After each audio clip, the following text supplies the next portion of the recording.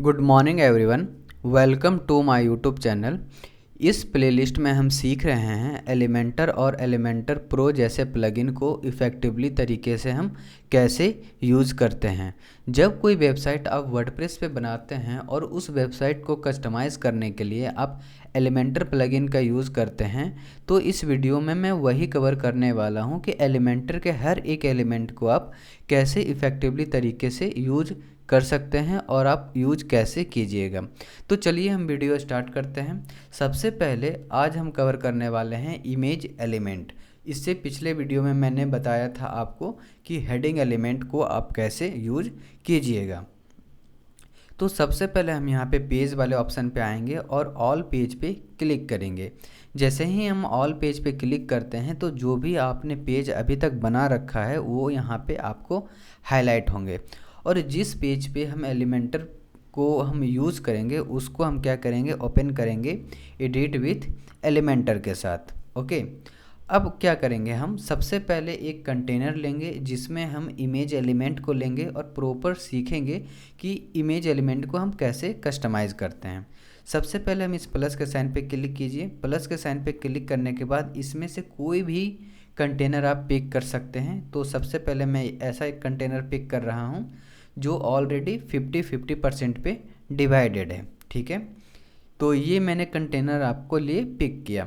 तो यहाँ पे एडवांस पे आएंगे। एडवांस पे आने के बाद यहाँ पे हम टॉप से 50 का यहाँ पे क्या करेंगे, पैडिंग देंगे, और बॉटम से भी क्या करेंगे, हम 50 का पैडिंग देंगे, जिससे देखने में थोड़ा अच्छा लगता है, लुक थोड़ा आ जाता है। ओके, अब हम क्या करते हैं, यहाँ पे ऐड एलिमेंट है या फिर यहाँ पे प्लस का साइन है, ये दोनों में से कहीं पे भी क्लिक कीजिएगा तो वो एलिमेंट लिस्ट के पास आप आ जाइएगा।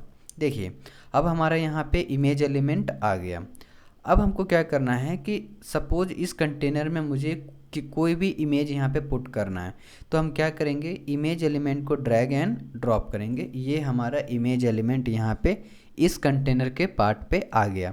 अब देखिए, जैसे ही मैंने इमेज एलिमेंट लिया, यहाँ पे एडिट इमेज का एक पर्टिकुलर सेक्शन ओपन हो गया। ओके, इसका क्या मतलब होता है कि आप जो भी आपने इमेज लिया है उस इमेज को यहाँ से आप किसी भी तरह से कस्टमाइज कर सकते हैं अकॉर्डिंग टू योर प्रोजेक्ट।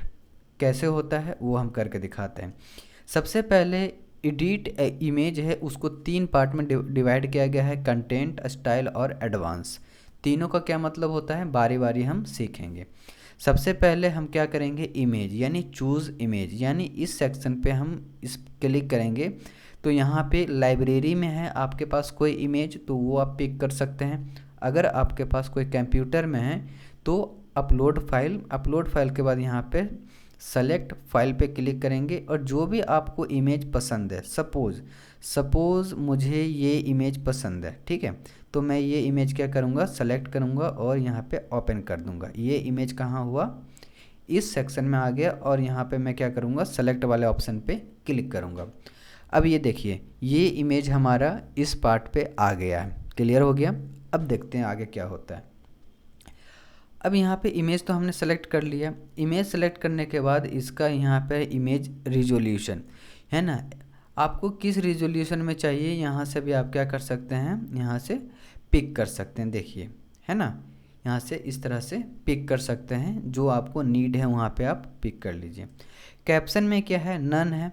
ये दोनों चीज़ ऐसे हैं जो कभी यूज जल्दी आते नहीं हैं, पर अगर आते हैं तो आप दे सकते हैं। आप चाहें तो जैसे यहाँ पे लिंक, इस इमेज पे अगर आपको लगता है कि कोई भी यूज़र आए, इस इमेज पे क्लिक करने के बाद उसको किसी पर्टिकुलर लिंक पे या फिर किसी दूसरे वेबसाइट पे अगर आप रीडायरेक्ट करना चाहते हैं तो यहाँ पे क्या करना पड़ेगा, उस वेबसाइट का लिंक यहाँ पे लगाना पड़ेगा। अगर मैं अपनी वेबसाइट का लिंक कॉपी करूँ और इस पे मैं ऐड कर दूं तो ये हमारा लिंक लग गया। कैसे, अब देखिए, जैसे ही मैंने इस पे कर्सर किया तो ये क्या हो गया, कर्सर का जो स्ट्रक्चर होता है वो चेंज हो गया, है ना।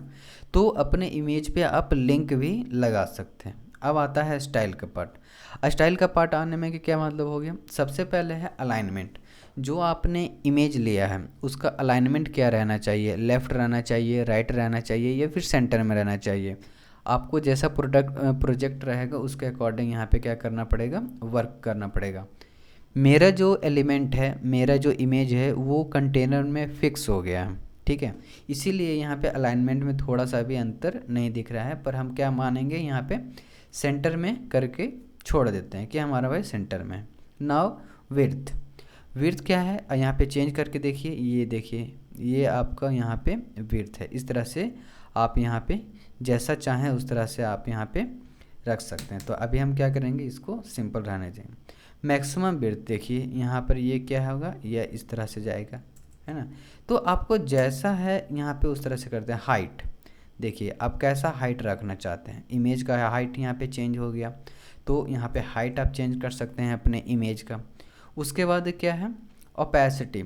ओपेसिटी का क्या मतलब होता है, जैसे दिखना थोड़ा सा वो होता है, उसे बोलते हैं ओपेसिटी, कि आपका कैसा दिखना चाहिए, ठीक है। तो यहाँ पे ओपेसिटी इतना हो गया। बॉर्डर टाइप, जो आपने इमेज यूज किया है क्या उसके चारों तरफ आप कोई बॉर्डर देना चाहते हैं? क्या आपका प्रोजेक्ट आपको नीड करता है कि जो आपने इमेज यूज किया है उसके चारों तरफ बॉर्डर होना चाहिए? अगर होना चाहिए तो आप यहाँ से एक बॉर्डर यहाँ से पिक कर सकते हैं। जैसे मैंने यहाँ पे एक बॉर्डर लिया, अब कैसा भी बॉर्डर लेते हैं, जैसे डबल हो गया है ना, यहाँ पे जैसे यहाँ पे मैंने सॉलिड ले लिया, तो सॉलिड आपको पता चलेगा कि क्या मतलब होता है। सॉलिड बॉर्डर ले लिया, अब बॉर्डर का है मतलब 5 अगर हम ले लेते हैं। बॉर्डर बिर्थ, बॉर्डर बिर्थ का क्या मतलब होता है, बॉर्डर का थिकनेस, बॉर्डर की मोटाई कितनी होनी चाहिए। जैसे मैंने यहाँ पे 5 पिक्सल लिया, अगर यहाँ पे मैं 10 पिक्सल ले लेता हूँ तब आपको क्लियर समझ में आएगा। देखिए जो ब्लू पार्ट है वो क्या है, बॉर्डर का, इमेज का बॉर्डर है, ठीक है। यहाँ पे आप समझ में आ गया। तो अब जो चाहे वो रख सकते हैं। सपोज़ आपको 2 पिक्सल रखना है तो यहाँ पे हम क्या कर सकते हैं, 2 पिक्सल रख सकते हैं, ठीक है। यहाँ पे 15 पिक्सल रखना चाहते हैं तो यहाँ पे हम क्या कर सकते हैं, 15 पिक्सल रख सकते हैं। तो ये हमारा क्या हो गया, बॉर्डर हो गया। चलो हम 5 ले लेते हैं, अभी और बताएंगे।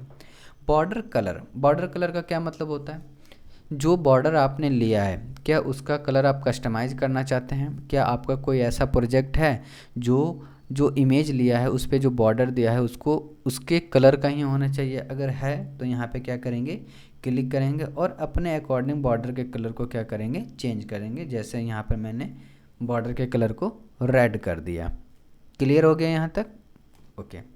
नाउ अब आता है हमारा बॉर्डर रेडियस। बॉर्डर रेडियस का क्या मतलब होता है, बॉर्डर रेडियस का मतलब होता है कि इमेज के जो ये कॉर्नर है 90 डिग्री पर उसको आप कितना मूव करना चाहते हैं, ठीक है। हम करके देखते हैं प्रैक्टिकल। अगर यहाँ पे अगर हम 10 ले लेते हैं तो क्या फ़र्क पड़ता है हमारे इमेज पे, देखिए हमारे इमेज पे ये फ़र्क पड़ा कि ये जो पहले 90 डिग्री पर था अब वो क्या हो गया, थोड़ा कर्व हो गया। इसको थोड़ा और इंक्रीज करते हैं बॉर्डर रेडियस को। जैसे यहाँ पे 10 है तो यहाँ पे क्या करते हैं 25। अब आपको क्लियर समझ में आया होगा कि बॉर्डर का जो कॉर्नर था वो उसका स्मूथनेस हो गया, क्या हो गया, इंक्रीज हो गया, है ना। तो इस तरह से हमारा क्या काम करता है, बॉर्डर रेडियस काम करता है। नाउ एक और पार्ट है क्या, बॉक्स शैडो। क्या मतलब होता है हम देखते हैं। बॉक्स शैडो का क्या मतलब होता है, इसके पीछे हल्का शैडो टाइप का कलर आता है जिससे ये पता चलता है कि बॉक्स का पीछे कोई बिर्थ है। जैसे इसको अभी हम यहाँ पे पिक किए तो यहाँ पे अभी समझ में नहीं आ रहा है, पर हम अगर हम इसको इंक्रीज करते हैं, सपोज़ इसको हम क्या कर देते हैं, 4 है 5 है, ठीक है। इसको क्या करते हैं 5 कर देते हैं, ओके। और इसको भी क्या कर देते हैं 5 कर देते हैं। नाउ इसको कर देते हैं 5 कर देते हैं, ठीक है। चलिए अब देखिए यहाँ पे, अब आपको लगेगा कि यहाँ पे कुछ बिर्थ है, जैसे यहाँ पर ब्लैक कलर का शैडो आ गया है ना, तो अब ये लग रहा है क्या, थोड़ा विड्थ निकला हुआ है। तो ये हमारा क्या था, स्टाइल का सेटिंग था। नाउ हम आते हैं एडवांस पे। एडवांस पे आने के बाद सबसे पहले आता है मार्जिन और दूसरा आता है पैडिंग। आने वाला वीडियो में इसी 2 वर्ड पे मैं बताऊंगा कि मार्जिन और पैडिंग को कैसे इफ़ेक्टिवली यूज़ करते हैं। तो अभी वीडियो में यहीं पे रहने देता हूँ। नेक्स्ट वीडियो आने के लिए आप मेरे चैनल को सब्सक्राइब कर सकते हैं।